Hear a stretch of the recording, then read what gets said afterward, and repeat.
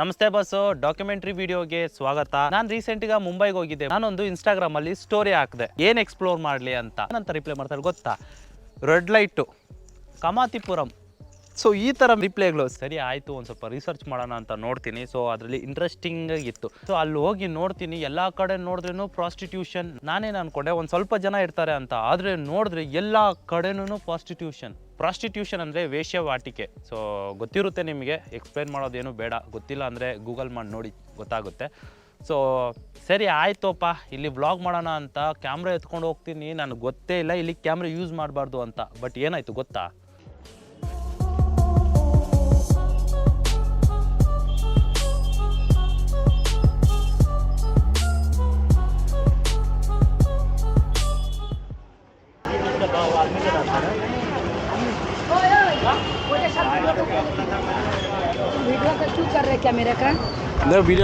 Mobile ತೋರಿಸ್ತೀನಿ, camera open ಮಾಡಿತ್ತು ನೋಡ್ತಾರೆ, ಬಟ್ ಏನು ಸಿಕ್ಕಿಲ್ಲ ಕ್ಲಿಪ್ ಅಂತ ಹೇಳ್ಬಿಟ್ಟು ಬಿಟ್ಬಿಡ್ತಾರೆ. ಬಟ್ ಅವ್ರಿಗೆ ಇನ್ಸ್ಟಾ 360 ಯೂಸ್ ಮಾಡ್ತಾ ಇರ್ತೀನಲ್ವಾ, ಸೊ ಅವ್ರಿಗೆ ಅದ್ರ ಬಗ್ಗೆ ತಿಳುವಳಿಕೆ ಇರಲಿಲ್ಲ. ಸೊ ನಾನು ಬಚಾವಾದೆ. ಸೊ ಈ ಜಾಗದಲ್ಲಿ ವ್ಲಾಗ್ ಮಾಡೋದು ತುಂಬ ಕಷ್ಟ ಆಗಿತ್ತು. ನಾನು ಏನು ಮಾಡಬೇಕು ಅಂತಲೇ ಗೊತ್ತಾಗಿಲ್ಲ. ಈ ವಿಡಿಯೋ ಯಾವ ಥರ ಮಾಡ್ಬೋದು, ಇಲ್ಲಿ ಇದ್ರ ಬಗ್ಗೆ ಯಾವ ಥರ ತಿಳಿಸ್ಕೊಡೋದು ಅಂತ ಹೇಳಿದಾಗ ಯಾರೋ ಒಬ್ಬರು ಸಿಕ್ಕಿದ್ರು. ಸೊ ತಮಿಳ್ನಾಡು ಕಡೆಯಿಂದ.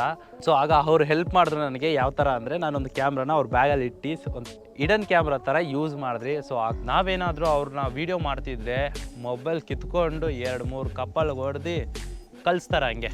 ಸೊ ಇದು ಆ ಕಾಮಾತಿಪುರದಲ್ಲಿ ನಡೆಯೋದು. ಸೊ ಈಗಿನ ಕಾಲದಲ್ಲಿ ಇದೆಲ್ಲ ಕಾಮನ್ನು. ಈ ವಿಡಿಯೋನ ಪಾಸಿಟಿವ್ ಎತ್ಕೊತೀರಾ, ನೆಗೆಟಿವ್ ಎತ್ಕೊತೀರಾ, ಅದು ನಿಮಗೆ ಬಿಟ್ಟಿದ್ದು. ಸೊ ನಾನು ಇದೊಂದು ಡಾಕ್ಯುಮೆಂಟ್ರಿ ವಿಡಿಯೋ ಥರ ಮಾಡಬೇಕು ಅಂತ ಅನಿಸ್ತು. ಸೊ ತಿಳಿಸೋಕೆ ಜನಕ್ಕೆ ಏನೇನು ನಡೀತಿದೆ ಅಂತ. ಸೊ ಅದಕ್ಕೋಸ್ಕರ ಮಾಡಿದ್ದೀನಿ. ಈ ಕಾಮಾತಿಪುರದಲ್ಲಿ 14 ಬೀದಿ ಇದೆ. ಈ 14 ಬೀದಿಯಲ್ಲಿ ಒಂದೊಂದು ಬೀದಿಗೂ ಒಂದೊಂದು ಸ್ಟೋರಿ ಇದೆ. ಹಳೆ ಕಾಲದಲ್ಲಿ ನಮ್ಮ ಕನ್ನಡ ಮೂವೀಸ್ ಒಳಗಡೆನೆ ನೋಡಿರ್ತೀರಿ, ಪ್ರೀತಿ ಮಾಡ್ತಾರೆ, ಪ್ರೀತಿ ಮಾಡಿದಾದ್ಮೇಲೆ ಓಡೋಗೋಣ ಅಂತ ಹೇಳ್ಬಿಟ್ಟು ಆಸೆ ಇಕ್ಸ್ಬಿಟ್ಟು ಕರ್ಕೊಂಡು ಹೋಗಿ ಮಾರಾಕ್ತಾರೆ. ಸೊ ಅದೇ ಥರ ಗಂಗೂಬಾಯಿ ಅಂತ ಒಂದು ಹುಡುಗಿ. ಸೊ ಮೂವಿ ಕೇಳಿರ್ತೀರಿ, ರೀಸೆಂಟಿಗೆ ಲಾಂಚ್ ಆಗಿತ್ತು. ಈ ಗಂಗೂಬಾಯಿ ಒಂದು ಸೆಕ್ಸ್ ವರ್ಕರ್ ಆಗಿರ್ತಾರೆ, ಬಟ್ ಅಲ್ಲಿರೋ ಜನಕ್ಕೆ ಅವಳು ಒಂದು ದೇವ್ರಿದ್ದಂಗೆ. ಸೊ ಅವಳು ನಿಜವಾದ ಹೆಸರು ಗಂಗಾ ಅಂತ. ಸೊ ಅವಳಿಗೆ ಒಂದು ಆಸೆ ಇತ್ತು ಆ್ಯಕ್ಟರ್ ಆಗಬೇಕು ಅಂತ. ಆದರೆ ಅವರ ತಂದೆ ಜೊತೆ ಕೆಲಸ ಮಾಡ್ತಾ ಇರೋರ ಮೇಲೆ ಲವ್ ಆಗುತ್ತೆ. ಅವರಿಬ್ಬರು ಅಲ್ಲಿಂದ ಓಡೋಗ್ತಾರೆ. ಸೊ ಆದರೆ ಆ ಹುಡುಗ ಏನು ಮಾಡ್ತಾನಂದರೆ, ಕಾಮಾತಿಪುರದಲ್ಲಿ 500 ರೂಪಾಯಿಗೆ ಗಂಗಾನ ಸೇಲ್ ಮಾಡಿಬಿಡ್ತಾರೆ. ಸೊ ಈ ಹುಡುಗಿ ಆ ಜಾಗದಲ್ಲಿ ವರ್ಕ್ ಮಾಡಿಕೊಂಡು ದೊಡ್ಡವಳಾಗ್ತಾಳೆ. ಒಂದು ಸ್ಪೀಚ್ ಕೊಡ್ತಾಳೆ. ಆ ಸ್ಪೀಚು ಜವಾಹರ್ಲಾಲ್ ನೆಹರು ಕಿವಿಗೆ ಬೀಳುತ್ತೆ. ಸೊ ಆಗ ಮೀಟ್ ಮಾಡ್ತಾರೆ. ಮೀಟ್ ಮಾಡಿದಾಗ ಗಂಗೂಬಾಯಿ ಒಂದೇ ಕೇಳ್ಕೊಳ್ತಾರೆ, ಇಲ್ಲಿರೋ ಸೆಕ್ಸ್ ವರ್ಕರ್ಸ್ಗೆ ನೀವೇನಾದರೂ ಪರಿಹಾರ ಮಾಡಿಕೊಡಿ ಅಂತ. ಬಟ್ ಆಗ ಜವಾಹರ್ಲಾಲ್ ನೆಹರು ಅವರು ಹೇಳ್ತಾರೆ, ನೀವು ಯಾಕೆ ಮದುವೆ ಆಗಬಾರ್ದು ಅಂತ. ಸೊ ಆಗ ಗಂಗೂಬಾಯಿ ಒಂದು ಪ್ರಶ್ನೆ ಕೇಳ್ತಾರೆ, ನೀವೇ ನನ್ನ ಮಿಸ್ ಜವಾಹರ್ಲಾಲ್ ನೆಹರು ಮಾಡ್ಕೊಳ್ಳಿ ಅಂತ. ಆಗ ಅವರ ಬಾಯಲ್ಲಿ ಯಾವುದೇ ಥರ ಪದ ಬರಲ್ಲ. ಈ ಥರ ಒಂದು ಇನ್ಸಿಡೆಂಟ್ ಸಹ ಆಗಿದೆ. ಈ ಗಂಗೂಬಾಯಿ ಸೆಕ್ಸ್ ವರ್ಕರ್ಗೆ ತುಂಬ ಸಹಾಯ ಮಾಡ್ತಾಳೆ. ತುಂಬ ಸಹಾಯ ಮಾಡಿ ಅವಳು ದೇವರಾಗೋಗ್ತಾಳೆ ಅವ್ರ ಕಣ್ಣಿಗೆ.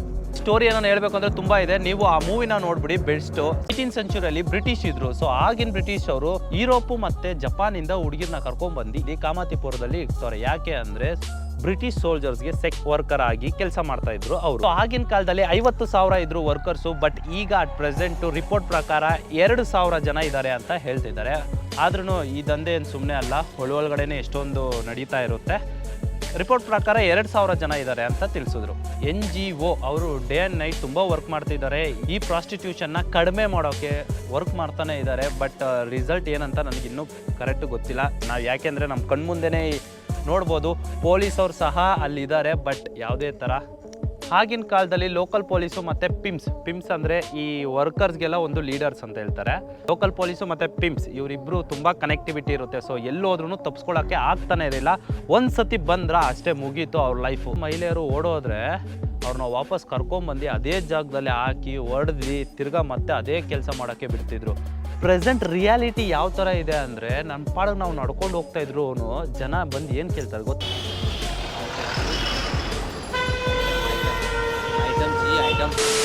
रोड वाली नहीं इधर नहीं आया हम देखने में पैसा नहीं है सर। पैसा नहीं है, हम नहीं देख रहे हैं, हम चल रहे हैं यहाँ। चल रहे बात सही, रोड का नहीं होता। नहीं चाहिए हमको, रोड का नहीं होता सर। अच्छी जगह में बिल्डिंग में रहता है वो सर, भी ओपन सर। नहीं चाहिए हमको।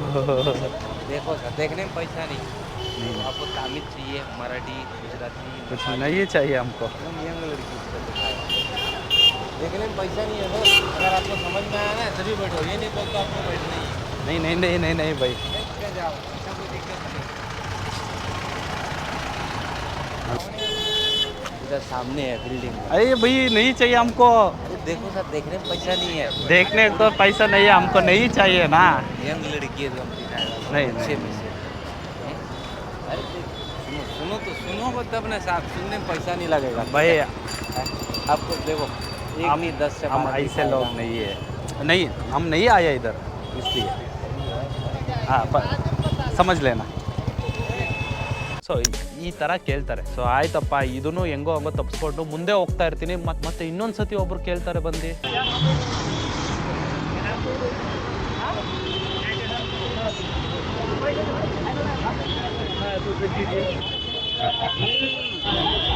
देखने का पैसा नहीं लगेगा ना, नहीं आते हम, नहीं आया भाई इसलिए आप पकड़िए, देखिए अच्छी जगह दिखा दो ऐसे हम नहीं आए इस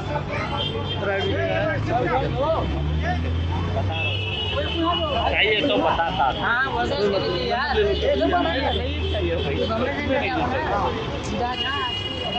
देखो अच्छी जगह पे, यहाँ से पास में जाएंगे ना, यहाँ से पास में जाएंगे ऐसे 10 मार्क के सामने नहीं चाहिए, सीरियसली नहीं चाहिए। ಅಟ್ ಪ್ರೆಸೆಂಟ್ ರಿಯಾಲಿಟಿ ಈ ಥರ ಇದೆ. ಸೊ ಗೌರ್ಮೆಂಟ್ ಅವ್ರು ಏನು ಮಾಡ್ತಿದ್ದಾರೋ ನನಗಂತೂ ಗೊತ್ತಿಲ್ಲ.